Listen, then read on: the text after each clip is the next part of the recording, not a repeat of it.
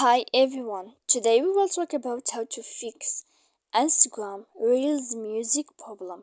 To know how to fix Instagram Reels music problem, you should just go to settings like this. You will click.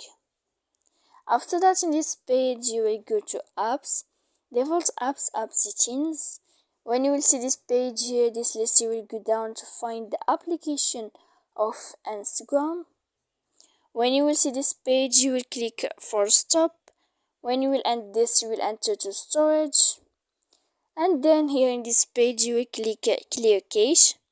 Then you will click clear data. And after all that, you can turn off your Wi-Fi.